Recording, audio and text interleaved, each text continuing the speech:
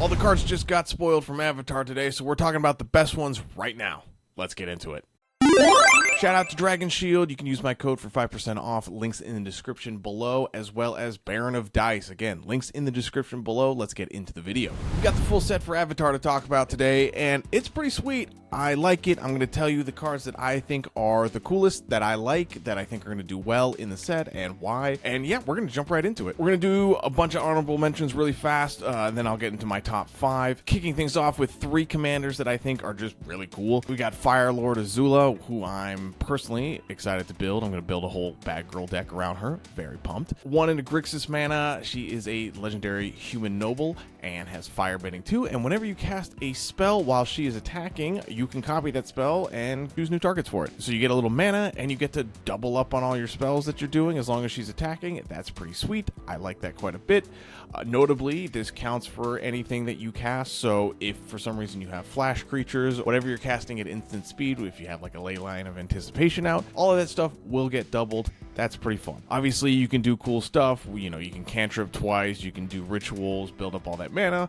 But note that if you have other creatures like a Tali or someone that does let you just cast spells in the attack combat phase, all of that stuff will get doubled off everyone's decks too, which is pretty fun. Boomy Unleash, pretty cool. Earthbends lets you get a bunch of extra combats. Notably, is only for land creatures, but you can combo him with a Shy, which turns all your creatures into lands, and then basically you get infinite combats, and that's a lot of fun. Final commander I want to talk about is Toph, Earthbending Master. While it's just a mono green commander, she has landfall. You gain an experience counter. Now, both of those things are actually uninteractable with, which is kind of nuts. No one can really take experience counters off of you, and no one can stop you from playing lands. This is just a really resilient way to build experience counters. Green has just a glut of ways to put a bunch of lands onto the battlefields: Aftermath, Analyst, Splendid Reclamation, and then just chunk all of your lands onto the battlefield, and then bing bang boom, and then just like that you have a ton of experience counters and you just earthbend for a ton. Next, we've just got 6 Timmy cards that excite the inner idiot in me that just likes to play silly big magic. First, we have White Lotus Tile. We got 3 Tree City back in Bloomborough, and now we have it as an artifact that enters tapped. But yeah, that's pretty good. If you're playing a big Kindred deck,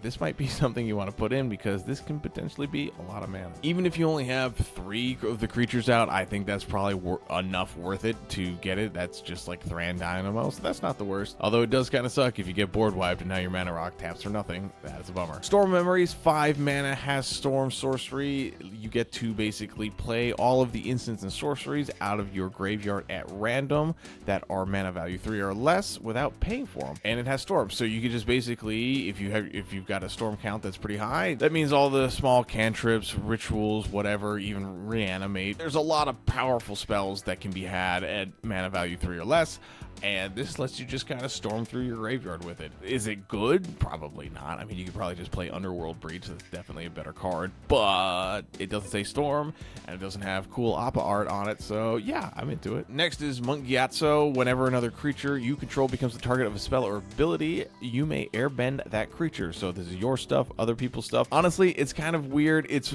essentially a 4 mana do nothing, which is, you know, classic Timmy card. But if you've got ways to abuse this, if you've got really powerful ETBs that paying 2 mana to replay the card is not that big of a deal and is definitely worth it, then I would consider looking at Monk Gyatso, because yeah, this is just kind of cool. Also, if you got stuff that your opponents definitely want to remove that have just really powerful static effects, even if they target it, it just gets bounced, and it's not a once per turn thing or the first time it happens. It's whenever it gets targeted, you can just bounce it and replay it for 2. It definitely has a specific deck that this goes into, but I think in those decks it might be really fun to play with. Next is Secret Tunnel, and this land can't be blocked, and it adds a colorless mana, and you can tap 4 and it's a 5 mana, and 2 target creatures that have the same type can't be blocked this turn. So it's a better rate than Rogue's Passage in Kindred decks if you want to be getting stuff in, although I don't know how much you want to do that. Typically in Kindred decks you're trying to go wide, not tall, but it's there if you need it. I think the cooler thing about this land is that it is a cave and it is unblockable. That means that you really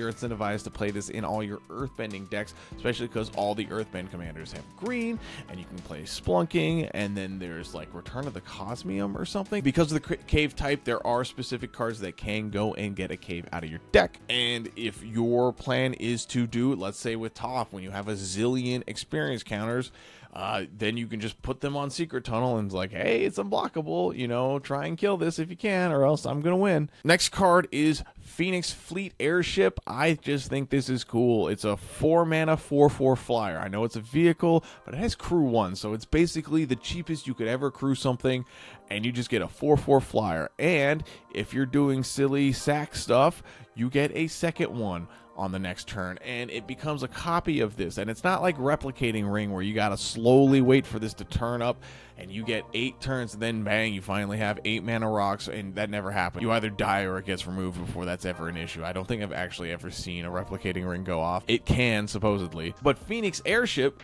creates a copy of the vehicle itself, which means that if you sack something on the next turn when you have 2, you're gonna make 4. You're gonna make 8. And then when you have 8 of them, so this is like the 3rd turn that this thing survives, they're all just creatures inherently. Then you get 16, then you get 32, then you get 64, then 128, then 256, and then you run out of RAM, and that's okay. You just have to download more RAM from your internet. It's fine. Anyways, it's just a cool card. I like the way that it kind of just self-replicates and it gets out of hand. Now, if your opponents play Vandablast, you're still gonna be very sad, but you were doing a cool thing, so, you know, can you blame them? Final card in the big old Timmy pile of stuff is Fated Firepower. It's X and 3 red. It has Flash as enchantment, and it comes in with X fire counters on it.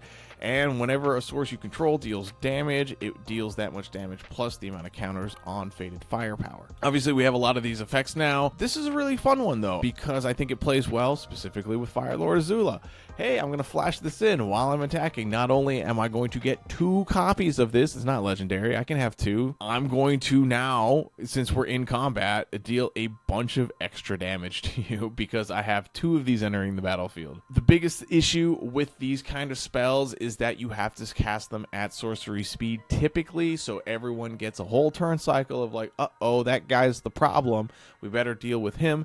Being able to either flash this in during combat to abuse like a firebending thing, or to cast this on your opponent's end step to then untap and then have a bunch of extra damage. That really kicks these up a tier for me, and I think they're a lot more fun to play if that is the case. So yeah, I think this is a great card. Now we're getting into the top 5 cards for Avatar: The Last Airbender, and I'm covering, it can be in Jumpstart, it can be in Avatar, the main set. I'm just putting them all in here. These are the cards that I think are the best. Starting with number 5, we have Avatar's Wrath. This is 2 and 2 white mana. It is a sorcery. You can choose up to 1 target creature, then airbend every single other creature. Your creatures, opponent's creatures, doesn't matter. They're all going to go into exile, and then they can be replayed for 2 mana following the correct timing restrictions. But wait, there's more. Until your next turn, your opponents can't cast spells from anywhere other than their hands. Aside from locking all of the cards you just threw into exile away for a whole extra turn, it also locks their commanders behind this too. Now, obviously, tempo isn't a huge thing typically, but when you are wrathing, this is a great wrath too in terms of raid. 4 mana, solid. But when you are wrathing, especially at sorcery speed, it can be, you basically take a whole turn off, everyone gets to rebuild before you, and then you get to do the thing.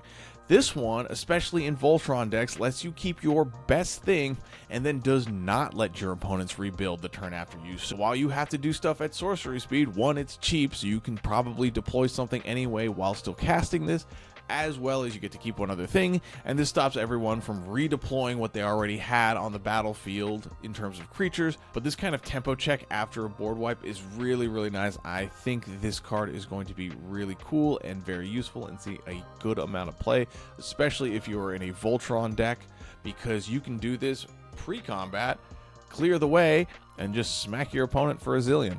Card number 4 we're talking about, it's Earth King's Lieutenant, and at first I was very confused why the Earth King's General was a uncommon and the Earth King's Lieutenant was a rare, but then I read the card and I realized it had nothing to do with the hierarchy in Avatar as much as this is Thalia's Lieutenant, but for allies. Thalia's Lieutenant does the same exact thing, except it's for humans. So when this card enters, it gives all of your allies +1/+1. And whenever you have an ally enter, this card gets +1/+1. Notable difference is that Earth King's Lieutenant has Trample, which is a nice little upgrade here. Allies seem to be getting a ton of support in this set, in the main set. If for some reason they can actually get the bans and the meta under control for standard, I think there is a solid chance for an allies deck to come out of this. Card number 3, and this is a long time ago preview, but we've got the Cabbage Merchant, and this is a 3-mana human citizen that says whenever your opponent casts a non-creature spell,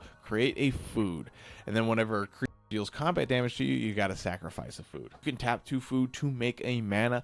This card, while I think it will be just okay in regular Commander, this card may go nuts in CDH. Now, I'm not a CDH player by any means, so they could totally roast me for this take. The fact is that you just play a lot of non-creature spells in CDH, and the fact that this is letting you essentially make mana off all of your opponents doing stuff, and it's all at instant speed, is really, really powerful. So I think this might, it's not about you're not cracking the food to get 2 life. The fact is you get to, basically, as soon as 2 opponents cast spells, you get a mana out of that.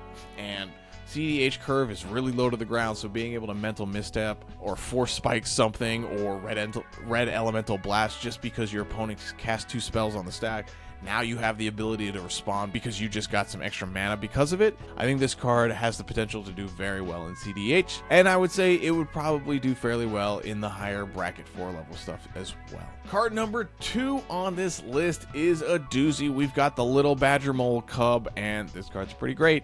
2 mana 2/2 Badgermole. When this creature enters, Earthbend 1, and then when you tap a creature for mana, you get to add an additional green mana. I think this card is going to be kind of expensive. 1, it's a mythic, and 2, it goes in Kinnan, the CDH deck, and yeah, I mean, it just does the thing that Kinnan does already. Kinnan already plays a lot of mana dorks, so being able to tap those for double mana is pretty crazy. While the Badgermole Cub itself does not tap for mana, it lets you Earthbend, which turns a land into a creature, which then lets you tap that land for double mana. I don't think we've had this level of mana generation even in standard before. Obviously, I think this card will ripple down into older formats as well. There is a mono green Stompy deck in Pioneer. Not that, again, anyone plays Pioneer. This card may see play in that because this is just really, really strong. Obviously, I mentioned CDH Kinnan will probably want to play this card as well. If this is a card that fits into a deck or a style that you like to play, keep an eye on this one. I think this one may take off just because it is a mythic. And the number 1 card on my list for best cards in Avatar is Wan Shi Tong, Librarian. It's a legendary creature bird spirit, cost X and 2 blue. It has flash, it has flying, it has vigilance. It says whenever it enters, put X 1/1 counters on them, then draw half of X rounded down. Also, whenever an opponent searches the library, put a 1/1 counter on them and draw a card. So if you're playing this in standard, if you're playing this in Pioneer, this could be a great control finisher. Wait until the late game, tap a ton of mana in your opponent's end step, draw a bunch of cards, and you get like a 4/4 flying vigilance creature. That's really, really good. It gives you a body to close the game as well as replenish your hand to continue to answer threats that your opponent may be playing. This card probably won't see a ton of play in standard. There's not any searching in your opponent's decks unless this is again a piece that Azorius Control finally gets to skyrocket it up in the meta. I just don't know how well the rest of the control shell is doing in standard to warrant that, but if standard control becomes a thing, this will probably be a part of it. It is that good. Biggest formats that this will go in, obviously higher power Commander and Modern. This may be a huge new tool for Modern. We saw Quantum Riddler do the rounds all the way back down to Modern just because it is so insanely good. With its warp cost, we haven't had like a good search punish stacks effecty thing. We had Archivist of Ogma hit back in Commander Legends Battle for Baldur's Gate. That card doesn't see a ton of play. It's only like $5-6, so Commander needing this, probably unlikely. We did not have a draw card when your opponent searches come to Modern, and Modern is basically fetch land city. Even Legacy, it may be kind of a useful card to have. You don't have to play this card like in the control shell where you're just waiting until you have 8 mana and then just tapping a bunch, drawing a bunch of cards, and making a big beater. A lot of times you may just play this for X equals 0 in response to a fetch getting cracked, and you'll have a 2/2 flying bird that replaces itself because you'll get to draw a card. I think this is probably going to be one of the more sought after cards in the set. It's very, very good. I like it quite a bit. I'm definitely trying to get my hands on one, especially the field notes. I do love that they brought the field notes treatment back. I love that. So yeah, that is my #1 pick for Avatar, Wan Shi Tong Librarian. I think it's a great card. The only thing that would hold it back, I think, in a constructed format is that it's legendary. Obviously, you can't have 2 of them on the battlefield at the same time, but if you did, that would be super busted. So Wan Shi Tong Librarian, #1 pick for Avatar. Anyways, that's all I got for you guys today. Let me know what you think. Did you like the list? Do you agree with it? Do you disagree with it?